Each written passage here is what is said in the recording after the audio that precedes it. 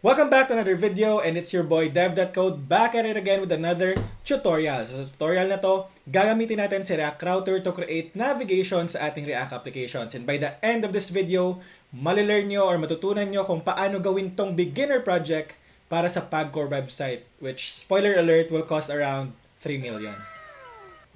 Before we dive in sa ating coding session, we must learn what is React Router. So ano nga ba yung tinatawag na React Router? So React Router is a standard library for routing in React. It allows you to create single-page applications with navigation without the page being refreshed as the user navigates. So tatandaan niyo pag gumamit kayo ng React Router na library, hindi po nagre-refresh ang inyong web page or ang inyong React application. So React Router maintains the standard structure and behavior of a web application, making the user interface sync with the URL. So ganun lang kasimple yung ating React Router. And this is an example of how React Router works. So, makikita mo dito, meron siyang mga links to another page sa kanyang website. And nakita nyo, hindi talaga nagre-refresh yung kanyang website pag tumutungo siya into another page. So, this is what we will do. So, let's go dive into our code editor.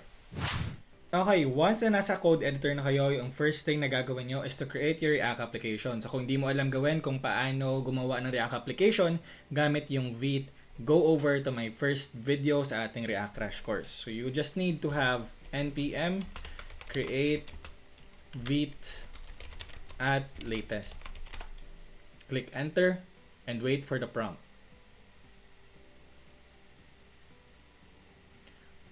Then you need to type your project name. So for this, we'll use React Router Project. Or name it whatever you want. So we will choose React from these options and then yung JavaScript.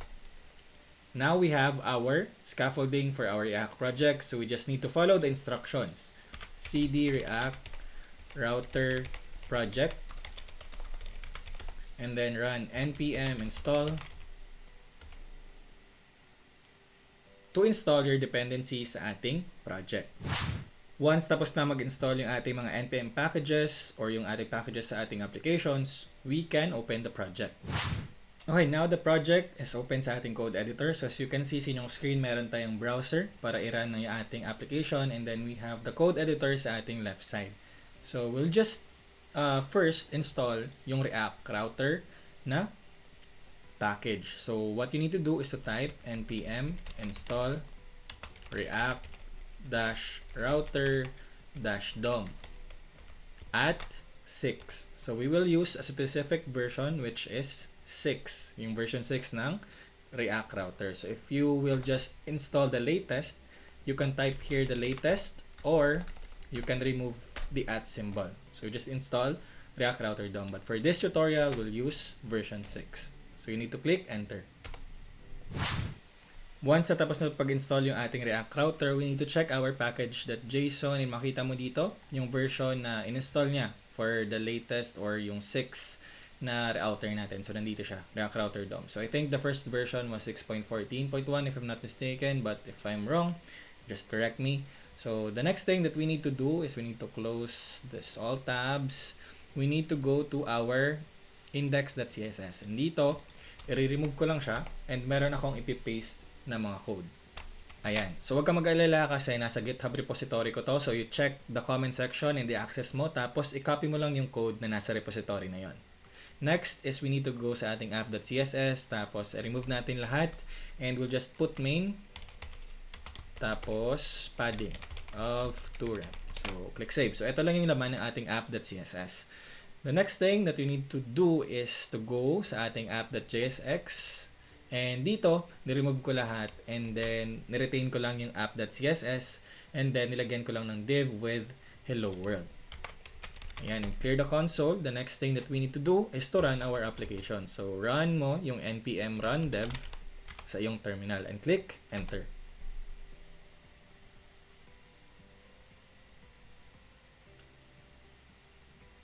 Once na nag-boot up na yung local server natin, pwede mo na itong i-copy. Just hover, tapos right-click, and go to your browser. Tapos, ipipaste mo lang yung server name na yan. So, ayan, makita nyo sa inyong browser dyan sa screen na meron na tayong hello world sa ating application. So now, we will start implementing React Router sa ating application.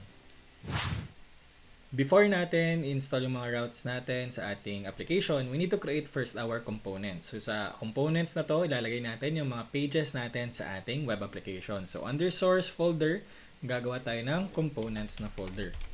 Ganyan, and we'll create our pages. So let's say we have homepage.jsx, tapos we have contact page.jsx, and then we have about page.jsx.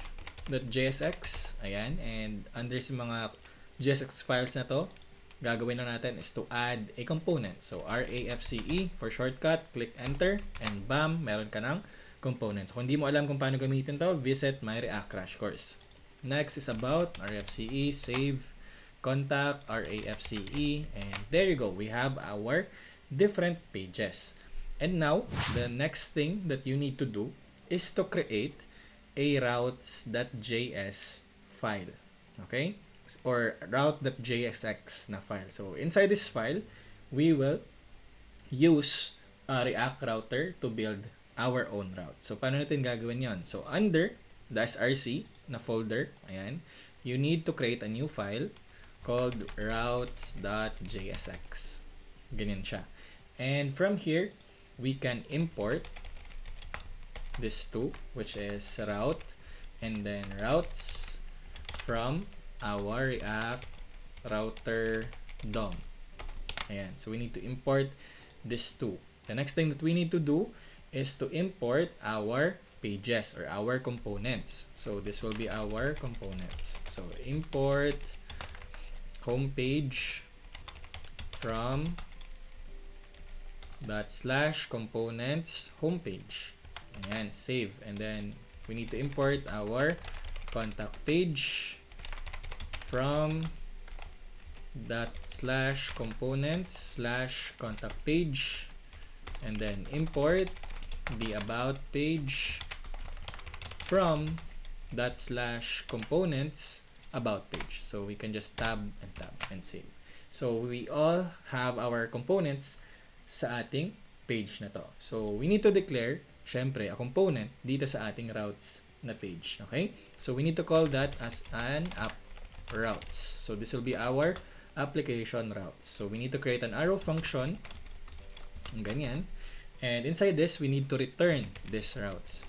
So, nakakita nyo na dinidisregard ko yung mga auto-completion. So, just don't follow that one for now. I just need you to code and write this down. So, return. Ayan, we need to use the routes here as the top level component routes. Okay? Ayan. And then, sa loob ng routes, dito na natin i-define yung per route natin. So, we will use route. And then, si route, meron siyang tinatawag na path. So, si path is yung location or kung paano natin i-access yung bawat pages sa ating screen. So, mapapakita ko sa inyo yan mamaya. So, let's say for example, sa homepage, kung nasa home ka, di ba, ito lang siya. Like, this backward slash is a representation na nasa homepage ka. Ganun, or nasa index ka. Okay? The next thing that you need to have is yung element. Ayan. So, sa element na to, sa loob ng element na to, close na lang natin. Sa loob ng element na to, we need to define kung ano yung i-display natin pag yung route natin is this forward or backward slash ba to. Okay. So, let's say for example, we have our components here. So, we need to provide ano yung i-display natin sa home. Okay. So, we need to have our component na homepage. Or dito. Mali pala ako nang na-type. So, dapat capital or naka-camel case or Pascal case. Ayan, homepage. And close natin yung component. So, we have successfully built our first route sa ating application, which is yung home. Okay? And the next thing, we need to add the other routes. We have our path. For example, for contact, we need to /contact and close, and then yung element natin will be /contact page, and close natin yung component, and then we will close our next route. So the next route will be path equals /about. Our element will be the about page component. Ayan. Ayan. So we have our app routes. So we need to export our app routes para magamit natin siya sa other components. So export default app routes and click save. So the next thing, we need to go back sa ating app.jsx. Okay, so kung titignan mo si main.jsx, ayan, nasa loob na dito si app. So app will be our main component. Ayan, so dito gagamitin naman natin yung tinatawag na browser router. So ano naman yung tinatawag na browser router? So browser router is just a part of ating React router na package, and we also have other routers which are called hash, memory, and static router. So pwede nyo lang sang research, but for this example, we'll use browser router. So browser router uses the HTML5 history API. So nile-leverage niya yung push state, replace state, and pop state event to keep your UI in sync with the URL. So, paano natin gagamitin yan sa code? Napakadali lang. So, at the top ng ating app.jsx, we need to import browser router. And then, we need to have an alias for this as router. Ganyan. And after that, we need to import it from our React router DOM. So, type nyo React router DOM. And click save. So, meron na tayong browser router. The next question is, paano natin gagamitin yung mga routes na to or yung ating app routes sa ating app.jsx? So, gagawin nyo is import nyo lang si app routes from that route na file. So, routes. Ayan. And click save. So, re-remove muna natin yung hello world sa ating application. And then, we need to call our parent or yung main na router natin, which is yung router or yung browser router. And inside this browser router is where you put or nilalagay mo yung ating mga routes. So, we need to call our app routes component and click save. So, now you can see on your web page or sa inyong screen, meron ka ng homepage. So, itatry natin. What if gusto kong pumunta sa ating contact page? So, sa address bar, tatype ko lang yung /contact. So, click enter. So, dito, dahil sa address bar tayo nag-access, syempre, magre-reload yung ating page. But, when it comes na meron na tayong links and all, hindi na magre-reload mamaya. So, the next thing that we need to do is to create our navigation bar. So, this will be our beginner project sa pag-create ng ating navigation bar with React router. So, ang gagawin mo is pumunta ka sa iyong components and we need to click or add our file for navbar. navbar.jsx and then rfce, click enter, ayan, and save. And from here, we need to create a folder para ma-separate lang called styles, and we need to create a new file called navbar.css. Tapos import natin si navbar.css patungo sa ating navbar.jsx. But for now, we will just paste this code para sa ating navbar. So, paste natin to. So, don't worry, access mo lang to sa ating GitHub na repository na nandyan sa ating description or sa ating comment section. So, ito yung code for navbar.css. So, let's go back sa navbar.jsx. Close ko lang yung iba. And from here, we need to create our components. So, from here, okay naman. Meron tayong div. So, lalagyan lang natin to ng class name. Ayan. And we need to use the navbar na class. So, import muna natin yung ating navbar. So, pwede mo itong i-remove sa taas kasi hindi naman magagamit yan. So, import /styles. Ayan. And then /navbar.css para ma-apply yung styles natin. Okay? So, we have our div. Next thing is we need to create yung logo natin for that PCSO. For that Pagcore na logo na worth 3 million sabi nila. So, we need to create a div dito with .navbar_logo. So, click enter. Ayan, so meron na tayong div para sa ating navbar. So, or sa ating logo pala. Ayan.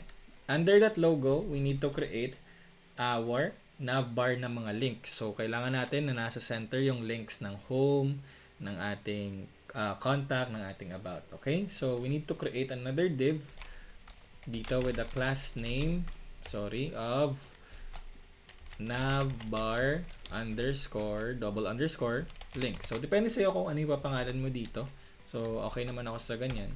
And from here, we can use a specific na package or specific na function sa ating React Router DOM, which is called link. So, import link from React Router DOM. So, instead of using the regular na a tag or anchor tag sa HTML, we will use link sa ating React Router DOM. Okay? So, dito sa loob ng ating navbar links, we will define those links. So, link, tapos, the property will be to, ayan, and forward slash, tapos, close natin. Tapos, meron na tayong link patungo sa ating homepage. So, close natin, and lalagay natin si home. Ayan. So, example, yan yung pangalan ng ating home. And we need to provide this a class name, yung individual link natin. We will call that a link. Ganun siya. And after this, you can copy this one. Ayan. Lagyan mo na lang. And you need to define kung anong page to. So, let's say contact. Let's say about. Ganyan. So, let's check sa ating browser kung makakita mo na ba ito. Ayan, so hindi mo pa siya makita kasi hindi pa natin nagamit yung ating navbar component. So, the next thing we need to do is interchange lang muna natin yung ating contact and about. Ayan. And we need to define yung route nila or yung path patungo sa about. So, sa home, tama to. Dapat, magtutugma yung to or yung path dito sa ating routes. Ayan, so this will be the path. So, dapat tugma ito sa contact and then sa about page natin. Okay? So, let's go back sa ating navbar. So, for about, we have forward slash about. Tapos, forward slash contact. Ganun. And click save. So, meron na tayong links. So, gagamitin na lang natin yung navbar natin sa ating app.jsx. So, patungo sa ating app.jsx, import natin yung ating navbar from ./components/navbar. And click save. So, si navbar, gagamitin natin siya sa loob ng ating browser router. Okay? So, navbar. Ayan. So, makita nyo na meron na tayong navbar component sa ating screen. So, i-fix na lang natin kasi may nakalimutan tayo, which is yung ating sample na login button. So, let's go back sa ating navbar.jsx at i-add natin yon. So, under this link, we will go under this div. And we need to create a new div with the class name of navbar underscore button. Tapos, close mo yung ating div. And sa loob, maglalagay tayo ng button na may login. Ayan. So, makita mo, nandyan na yung ating login na button. So, the next thing that we need to do is to add yung ating image for the Pagcore logo. So, ang gagawin natin, pupunta tayo sa assets. And ipipaste ko lang dito yung logo ng Pagcore. So, don't worry, nasa description pa rin natin yung ating repo. So, kunin nyo na lang yung image doon or use any image that you can get sa internet. And before ko siya i-paste dito sa assets, gagawa muna ako ng folder for images para tama lang yung ating mga file na or folder structure. Tapos ipi-paste ko dito yung logo ng ating Pagcore. So, ayan na siya. So, pwede natin gamitin to sa ating navbar component. So, let's go back dito sa navbar. And from this logo, import muna natin yung picture na yun. So, import logo from ./assets/images/logo.png and click save. Tapos, enter lang natin. And maglalagay tayo ngayon ng image dito sa ating div. So, let's use image. Tapos, yung source ng ating image will be our logo. And we'll just put our alternate na text dyan for our Pagcore na logo. Ayan, makita mo na sobrang laki ng Pagcore na logo. So, we'll just need to use a class dito sa ating image called logo. And click save. So, para ma-adjust siya. And there you go. Ang ganda na ng ating navigation component. Before we test our React router, so pumunta muna tayo sa homepage natin and maglalagay lang tayo ng mga counting text dito. So, let's say na meron tayong div, tapos lagyan na lang natin ng h2 na welcome to Pagcore. Oh, sorry. Ayan. Tapos, lalagyan natin ng h4 dito or any text that you want. Tapos, lagyan natin ng home of the 3M logo. Ayan. Anything that you want, lagay mo lang dito. Ayan. So, lagyan na lang natin siya ng underline. So, maglalagay kayo ng underline dito. It's U na element. Ganyan. So, para meron siyang underline. And under this, we will put a paragraph na dummy text lang. So, punta kayo sa lorem ipsum na generator. So, search nyo lang. Lorem ipsum text. And yung unang page is lipsum.com. So, meron pang ibang generator yung lorem ipsum. So, ikakopy ko lang to. Yung unang paragraph. Kasi wala akong magawa. So, any text will do. So, pinapahirapan niya pa ako. So, Control-C, tapos i-paste nyo lang sa inyong code. Ayan. So, meron na tayong dito sa home page. So, we need to try kung gumagana yung ating routing. So, click home. And ayan. 'Di ba? Hindi nagre-refresh yung ating page. Balik ako sa contact. Tingnan nyo yung address bar. Ayan, hindi siya nagre-refresh. At nagbabago yung ating path dito. So, /contact. Tapos, naka-display sa contact page. And pag click mo si home, ayan, nandito ka na sa home page. So, tamang-tama at gumagana yung ating React na router. So, how about yung about the page? So, gumagana rin siya. So, let's say, for example, babalik ka sa home. Click mo tong enter. So, magre-refresh siya, di ba? Okay. So, pag sa router natin, hindi na tayo nagre-refresh. So, ganyan gumana yung ating React router. So, the next thing na ituturo ko sa inyo is, for example, hindi nag-exist yung page na yon. So, paano natin ilalagay yung text or yung page, like a 404 page. So, ang behavior ngayon is pag naglagay ako dito ng, for example, test page, magda-display pa rin yung ating navigation but empty yung ilalagay niya. So, napakadali lang gawin to.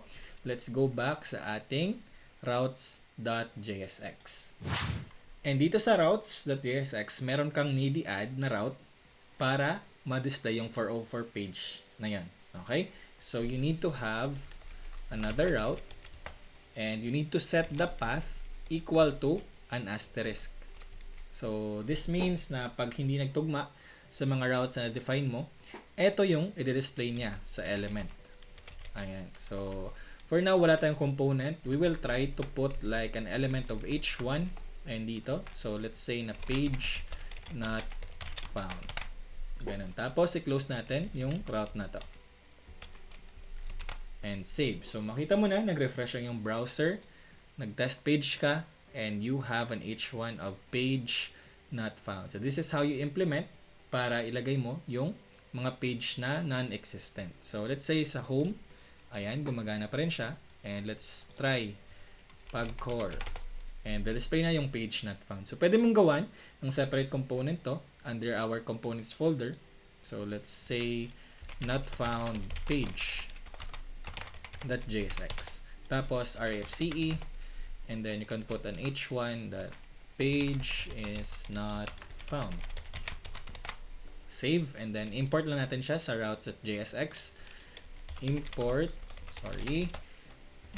not found page from ./components /not found page. And click save. Tapos, ito yung gamitin natin instead of the h1. So, remove, use the not found page, close the component, and there you go. Same result.